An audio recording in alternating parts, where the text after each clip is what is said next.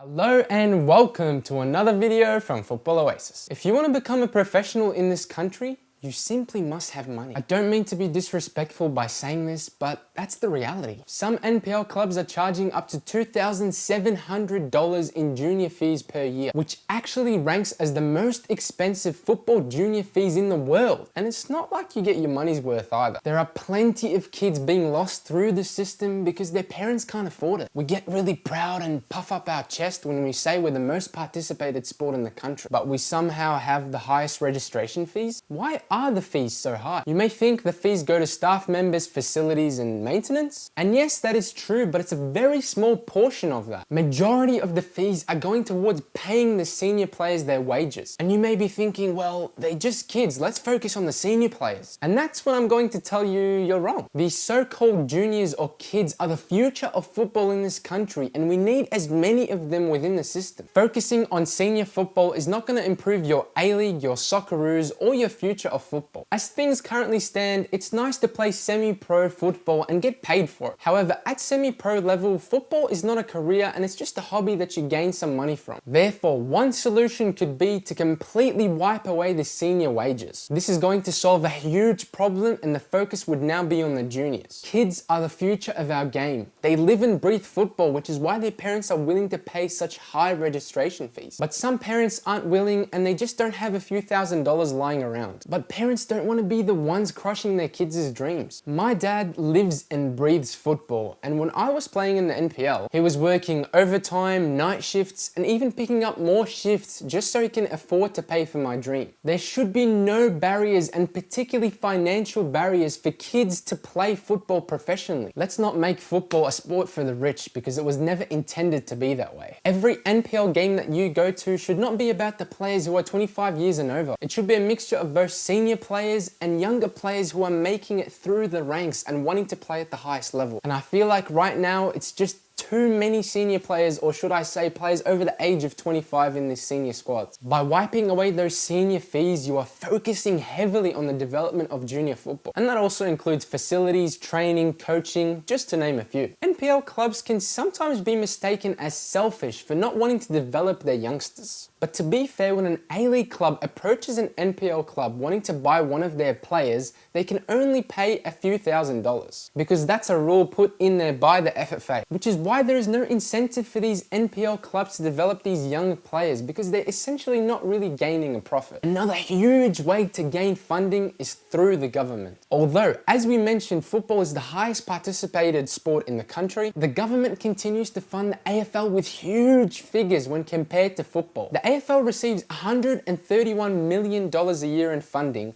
When compared to football, they only receive $66 million. And if you're an AFL fan, you must be thinking, well, the AFL attracts more fans to games, therefore they should have more funding. And you have a point, but you also must ask yourself a certain question. If the government give as much funding to football as they do for the AFL, will we be able to attract the same fans? And even if not the same amount of funding, it should not be half. That is just ridiculous. Especially when statistics show you where football could be heading in the future. Figures reveal that 1.76 million participants play football a year, almost twice as many as the AFL, which is sitting around 914,000 a year. And when football continues to grow, and specifically when we have women football, which is heavily growing in this country, it is important that we gain even more funding so that we can focus on men, women, and junior football at the same time. To play AFL, you just need $200 for a season. And when parents are aware of these figures, they're more likely to push their kids to play AFL or any other sport when compared to football. If the FFA's intention is to take over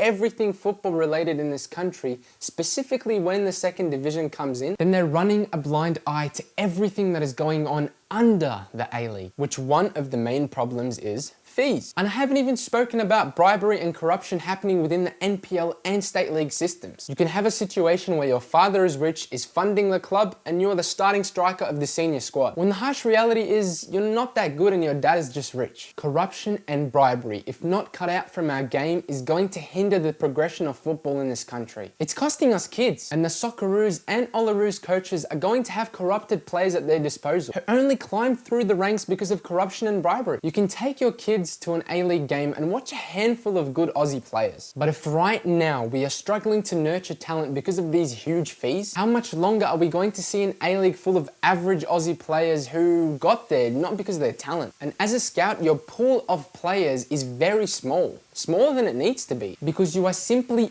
only looking at players who can afford the game. Overall, things must change. If football continues down this path, we're going to lose many young and talented players. We can dream of a second division, but if this deeper issue is not addressed, then nothing is going to change. Look at the root of the problem, not just a superficial band-aid solution. I rest my case. If you like this video, don't forget to thumbs up, subscribe, share, follow us on social media, share us on social media, and don't forget to turn on notification bell so you know when a new video comes out. This was Football Oasis, and we'll see you next week.